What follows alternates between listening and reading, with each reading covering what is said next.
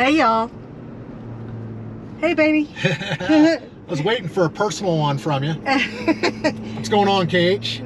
What's up? Where are we going to today? Today, we are leaving Lake City, Colorado, and heading towards our overnight stay in Wellington, Colorado, which is about 5.5 hours. Yes. Thing says almost 6.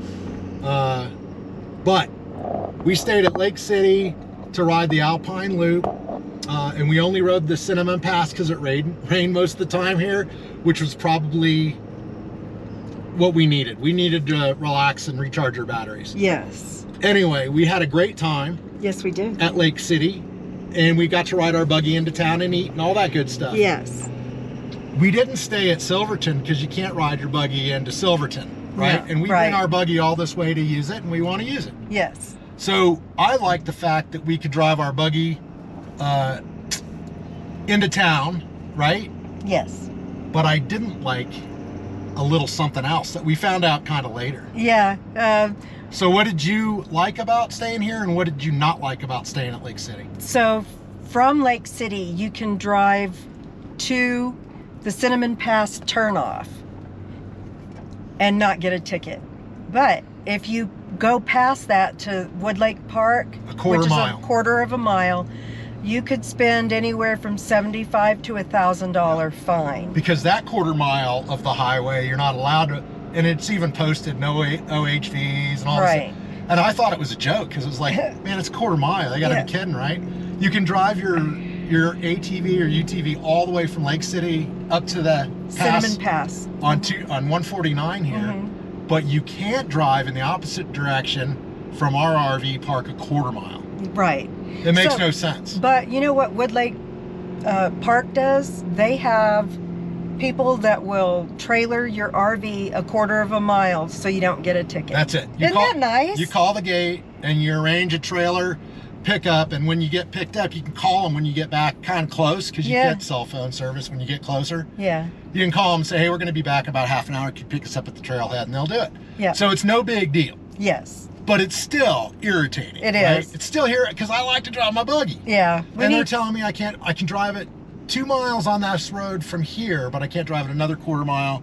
And by the way, it's not like there's a ton of RV parks up there. It's the only one. Yes. So it's the only RV park in the Lake City area that's excluded because of that rule. Right. Because of that quarter mile rule. So I don't know. I asked some locals about it at a museum, and the local reporter was none too happy. Yeah. He probably has heard it a dozen times or a billion times. Yeah. But he didn't want to hear it, so I didn't pursue it too hard. But we're going to do some research and find out why that quarter of a mile is excluded and why everything else is included. They say that it's the state of Colorado, the Department of Transportation, that makes these laws. Karen, you know, government could mess up a wet dream. Yes, they can.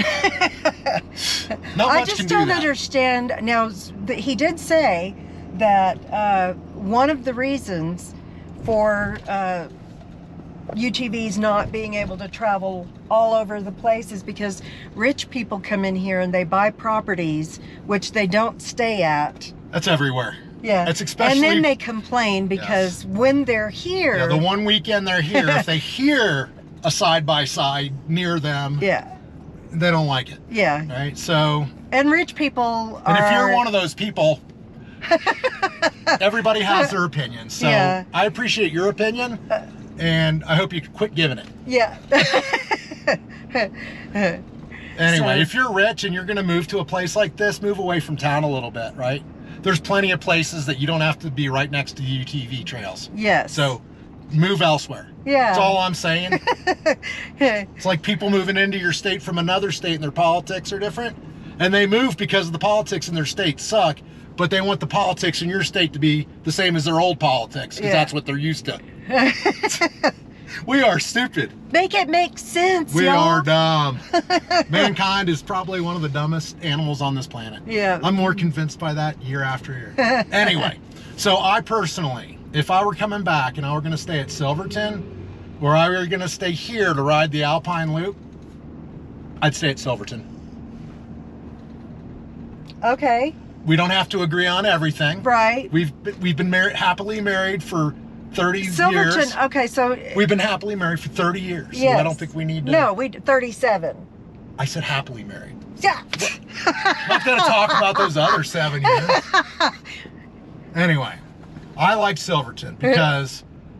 And I have faith that they will allow buggies back into town soon because more and more store owners are going out of business. Well, there were 2 that already went out. And as more and more store owners go out of business, that tax base decreases and all their benefits and stuff that they get there locally also decrease for the locals. So that's not going to be good for them. Yeah. Eventually, they're going to want to make money, and this is how you do it. I mean, it's only really 3 months out of the year, y'all. Yeah. Because it snows here the rest of the time. Well, and like this guy I was talking to at this rental place up here, I said, man, you must do so much good business during the summer that you don't have to work during the winter. He goes, man, we're just as busy in the winter as we are in the summer with the snowmobile trails. Okay, I see. So they do guided snowmobile trails here, by the way, you guys, if you're cool. interested in that. I thought that'd be kind of cool. Yeah, yeah. But, so they make money year round. But my thing is... I did like Silverton because of the trail access. That's the reason. That's the reason, the trail access. It didn't take as long to get to the trailhead.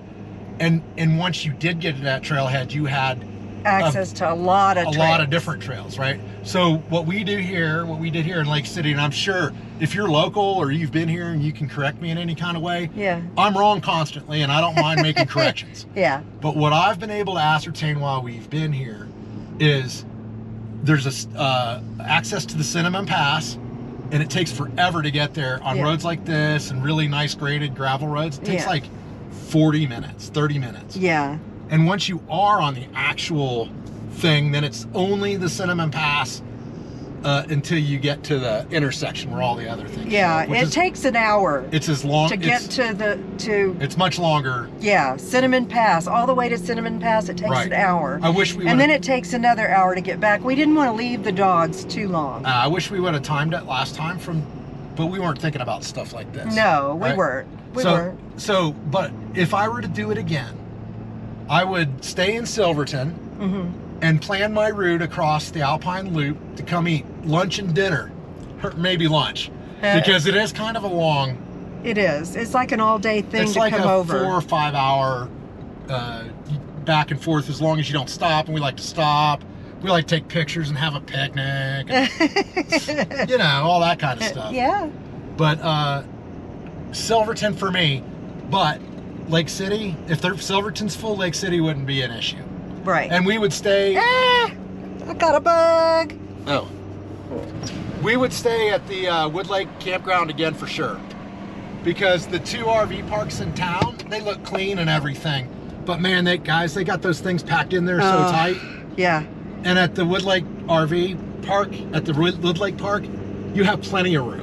Oh, that park was so nice, and the dogs loved the river area. There's really not a bad spot at Wood Lake RV. No, there's plenty of room, and you can have fires, and it's really nice. Yeah. And the camp hosts are awesome. Yes. And most of the people were nice to our dogs, except for Geranium Lady. Geranium Lady. Yeah, she was had a scowl on her face. Every time she saw our dogs, y'all, her nose would wrinkle up. It reminded me of the witch on Wizard of Oz. And your little dog Tutu. So that's the same look she had on her. Just a look of complete disgust. It reminded me of when people used to look at me and say, "You're a redheaded stepchild." You're not a redheaded stepchild. You're a redheaded. I'm a gray-headed now. You're a redheaded, freckle-faced freak. Yeah, spaghetti head. Spaghetti head. Yeah. We had so much fun though. It's next time I want to go on another trail that goes to a waterfall too. Yeah, we never made it because it rained. It was rainy and cold down here. It was. So we couldn't imagine riding up on the trail because we were freezing that one day that we went. Y'all, it's the last week of July. In fact, it's the very end of July, 1st of August by now. Yes. And at night, we kicked our furnace on every night that we were here. Night. Mm-hmm. About midnight, 1 o'clock, it'd get cold enough to where that thing would kick on, and we had it set at like 68. Yeah. So it's not like we're trying to heat ourselves out, right? 68's comfortable. Yes. But thing kicked on and stayed on pretty much most of the night. Yeah. But then by 7:30, we were turning the air conditioner on because it was starting to heat up. Yeah. So, anyway, there's a guy fly fishing down there. Yes. Oh, that's awesome. Anyway, so you can fly fish. I like Wood Lake because you can fly fish right from the camp. Yeah. As long as you got a license and all that. And it's viable. You can actually catch fish out of there. There's deep pools and stuff, and I actually saw some fish in those pools while we were there, and some jumping out. And they have fly fishing tours in town here, which is really cool. I'm sure they do in Silverton. I just don't remember seeing them. Yeah. Well, look, you saw what Rick did. He took his pole and his waders and went down. By himself, right? Yeah, down to that one river. But anyway, so I think if we came back, I'd stay in Silverton. In Silverton. Okay. Yeah.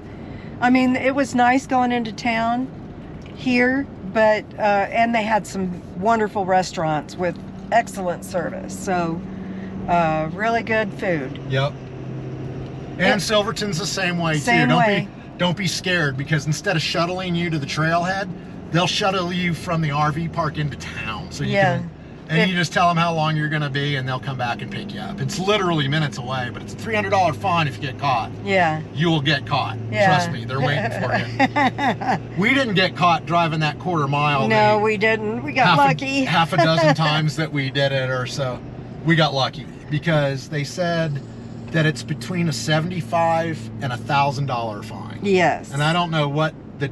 Oh, and you know what else? What makes the difference between the 75 and 1,000, I think, is attitude. Yeah. I think the more attitude you give the cop, the more the fine's going to be. It's my opinion. And they said that the sheriff probably wouldn't give you a ticket. It would more likely be the park ranger. Because he wants to be a sheriff. Yeah. That's what he said. I love local stuff, man. Yeah. It's so funny. And so one of the things it says in the law is that when you're there and the cop, if whoever's giving you the ticket, they can issue that on the spot. Or if they think that you're not going to pay it, they can haul you into town in front of the court, at the courthouse in front of the judge, and he'll make you pay the ticket. I thought that was pretty funny. Yeah. I'm wondering how many people they had to haul into the courthouse. Yeah. I think it's like anything else. As long as you're respectful and you act like you didn't know any better, and you act like you're not too bright, right? You don't have any low money, IQ. Right? Real low IQ. And you say yes sir every time. You'll probably get off. Yeah, maybe. Maybe. There's a couple more guys fly fishing. Oh, nice. Right off the highway.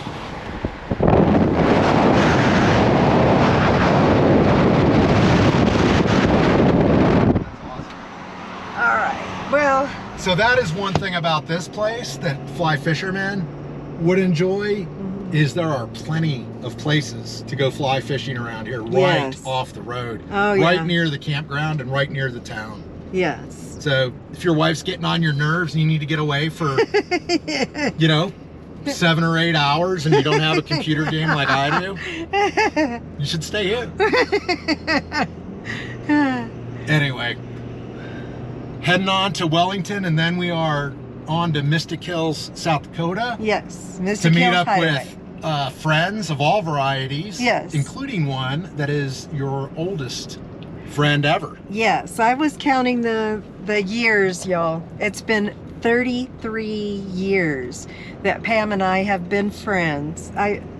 That's just amazing to me, because I don't have any other friends except Ben that I've had that long. I was going to say, you know how many friends I got from 33 years ago? Do you think Robert and Carrie would be my friends if you weren't hanging around? Oh, yes. No way.